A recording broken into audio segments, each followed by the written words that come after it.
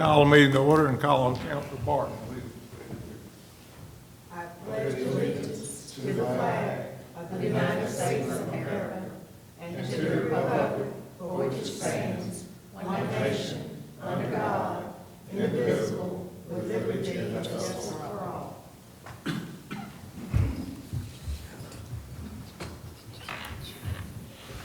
Call the roll. Counselor Barton. Here. Counselor Brown. Here. Counselor Jennings. Here. Counselor Broughton. Counselor Watson. Here. Mayor Lovelace. Here. We have a quorum to do business. Be one change in the agenda and delete 5C. Next item is approval of the November 14th, 2022 meeting minutes.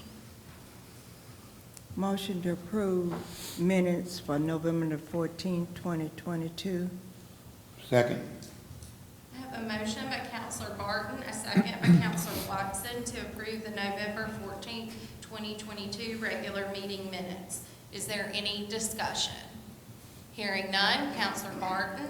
Yes. Counselor Brown. Yes. Counselor Jennings. Yes. Counselor Watson. Yes. The minutes for November 14th, 2022 are approved.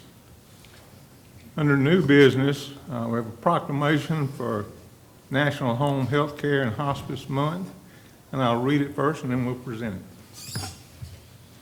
Proclamation, in recognition of outstanding community service in the city, whereas home health care services provide high quality and compassionate health care services to more than 5 million Americans annually, especially in times of community or personal health crisis, and whereas 90% of Americans want to age in place and home care is the preferred method of health care delivery among the disabled, elderly, and chronically ill individuals eager to live independently in their own homes as long as they possibly can. Whereas home health care services allow families to stay together and provide for greater health, dignity, and comfort in our communities, and whereas home health care in the United States is a growing alternative to hospitalization or other institution-based forms of health care for acute and chronic illnesses, providing care to millions of Americans each year, and whereas 2 million everyday heroes, including home health care nurses, therapists, and aides, will travel almost 1 billion miles to deliver care and work tirelessly to provide professional support to millions of Americans in need of quality health care services, and whereas these dedicated home care professionals and volunteers form a support network that continues to play a vital role in health care delivery for our nation's disabled, infirm, and aging population, and whereas LHC Group, the National Association of Home Care and Hospice, and thousands of home care agencies across the U.S. have declared the month of November as National Home Care and Hospice Month and are calling on all Americans to observe the occasions with appropriate ceremonies and activities. Now therefore be it proclaimed by the Mayor and the Council of the City of Brewton that all residents recognize November as National Home Care and Hospice Month in Brewton, Alabama, and therefore encourage the support and participation of all citizens in learning more about the home care and hospice concept of care for the elderly, disabled, and infirm. Proclaimed this 28th day of November, 2022. If y'all come forward.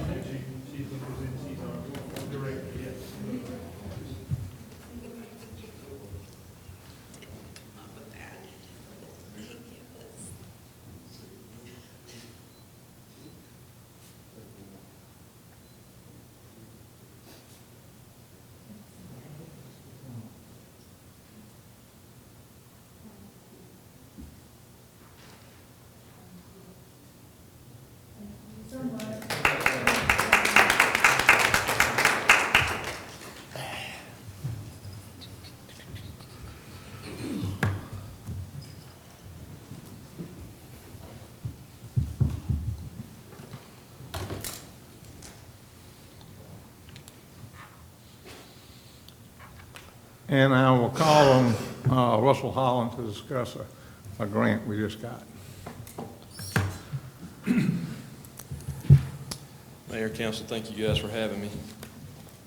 It's not always that I get to come speak to you all about really, really good news. Most of the time we're trying to figure out a way to borrow money or take out a loan to pay for some emergency repair project. But in this case, I'm more than happy to come discuss this grant opportunity with you guys. I think the mayor kind of wanted me to give a little bit of a history on the grant itself, how we went about applying for it and obtaining it, and then answer any questions that the council might have in relation to this.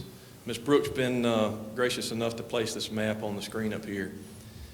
Several years back, the mayor, Mr. Madden, and Mr. Jennings or Mr. Jerkins have made an effort moving forward to try to plan better for revitalization of our infrastructure. And we've been doing that in various ways, from paving to utilities to sidewalks as well. And one of the big deficiencies that Mr. Madden has noted in the utility infrastructure side is sewer and water in the downtown area. All of that sewer and water in the downtown area basically collects, especially your sewer system, that's a collection of everything to the north. So basically all of the City of Brewton drains down to your main lift station and is pumped to the sewer lagoon. That little excerpt at the top right-hand corner of the screen up there is basically a continuation of the force main from the main lift station to our sewer lagoon. So everything highlighted in green kind of makes up the service area that Ray had identified in the past as deficient and in need of rehabilitation. All of that sewer line in that area is large in size and expensive to repair. So at some point a couple of years ago, I had an opportunity with talking to ADM to make them aware of these needs the city had, knowing that they were great in expense and knowing that there were not very many means for us to apply for a grant of this nature to do this type of work. When we went through the estimation of the sewer aspect of this, it is a little over $4 million in rehabilitation efforts. So when we made ADM aware of that, they put us on a list that honestly very few municipalities were on at the time. So when the American Rescue Plan Act came out and the federal government was looking at ways to assist municipalities through COVID and economic rejuvenation, we also were contacted by ADM and made aware that this was a great opportunity for the city to apply for those funds. So we did so through a state revolving fund or an SRF fund.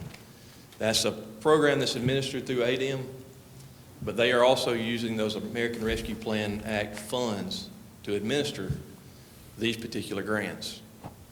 We applied for one for a clean water, which is your sewer, and one for a drinking water, which is just your potable water. Our water line system is also in the downtown area. It's a little bit more extensive than what you see in the sewer. That grant is still being evaluated by ADM at this time, and it also totals almost $4 million. Luckily, we were granted in full the sewer application that we submitted, 100% funded, which is extremely rare. I know you guys are probably ecstatic to receive that. We've worked with a lot of municipalities, and this is one of the greatest grants that I think I've ever been a part of, to be quite honest. Wow. Most of the time, an SRF grant is reviewed, and ADM offers basically a grant loan.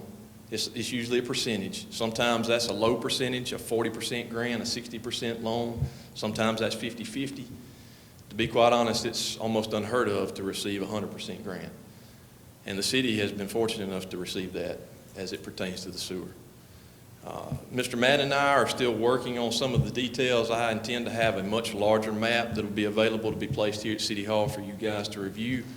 But this is the application map that we submitted and essentially the area that we're looking at rehabilitating. Kind of on the north right end of that screen there is a connection on Sowell Road. Sowell Road has been an issue for us for quite some time. It's been an issue for Mr. Madden as far as sewer overflows and inflow and infiltration. Big rain events cause overflows in that area, and we've tried to mitigate that to the best of our ability. this grant here will greatly help us in accomplishing that task. Most of what you see in that area right there is going to be rehabbed by way of internal lining. Won't require us to tear up the streets quite as bad, but there's going to be a certain amount of that that's going to need to be digged and replaced and upsized in certain areas. Specifically the force main going from the main lift station to the sewer lagoon. That's going to be something that we will upsize. It'll transport a higher capacity of flow and will really mitigate some of that I&I that we're having with the rest of town. Typically what we do in any rehabilitation event, especially with sewers, you work from the downstream end up. You want to correct everything that you can from the lagoon back forward. That way anything that you do above that, your lower end can handle. So that's really the basis behind this area, is trying to rehabilitate that lower area so we can basically take on more flow. I know that's really a brief overview of what has been a real extensive effort. The mayor has been greatly involved, and he deserves a lot of credit in the city being able to obtain this grant. Mr. Madden's efforts, Mr. Jerkin's efforts, Ms. Brooke and her efforts as well, and helping us come up with budgets and what we needed to submit on the front end of this. But I tell you, I'm very proud for the City of Brewton. I'm very proud to be associated with it, honestly. But this is one of the greatest grants that I have seen in my career, and I've been doing engineering work for 23 years. So this is really an accomplishment for the city, and we have hopes that that water application, it's still in the review process, it's still being evaluated. There's a chance that we could receive a large portion of grant to go along with that. We're also working on planning in that area for some resurfacing, so we're trying to tie all that into a master plan where we can go in and rehabilitate these areas without paving a road and then having to come back and do sewer at a later point in time and tear up what we've just resurfaced. So a lot of planning is going into this right here behind the scenes, and your city employees have been a tremendous benefit in helping us prepare what we've put together, and you're just to be commended for achieving this goal, because I think this is a fantastic thing for the city.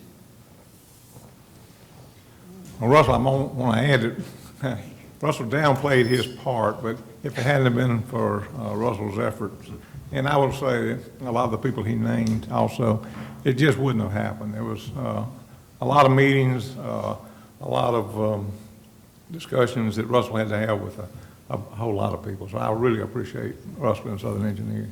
Thank you. Also, I might mention that the southern part, which would be going through the woods, the plan is when we finish that part, be a walking trail on top of that. So as long as we're there, we're going to, add that part to it too.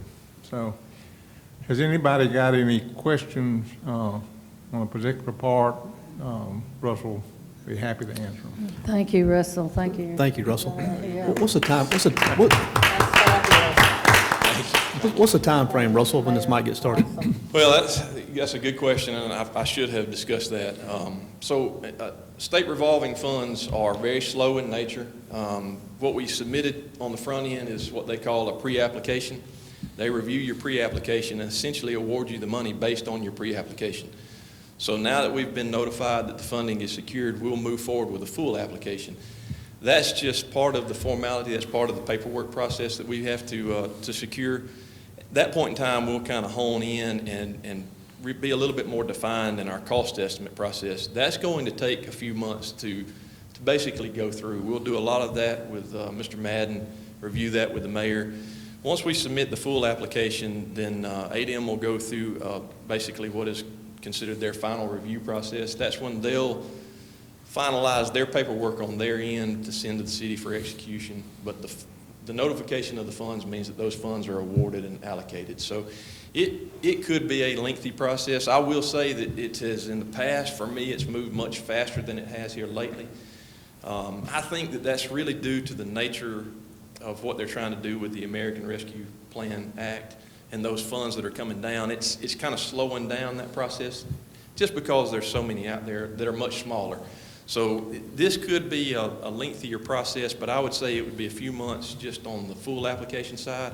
It could be, this could be something that's 10 or 12 months down the road before we're starting to move into construction, and we'll probably do this this larger project, we'll probably do more in phases.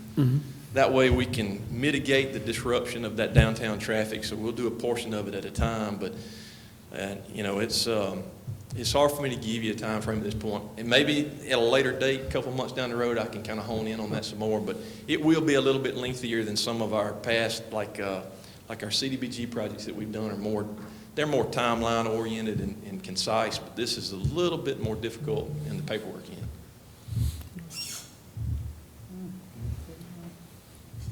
Again, congratulations. I mean, I really think this is a great thing for the city of Brewton, so I'm happy for everyone. Thank you, Russell. Thank you, Thank you, Russell. Thank you. Thank you all. And the meeting is adjourned.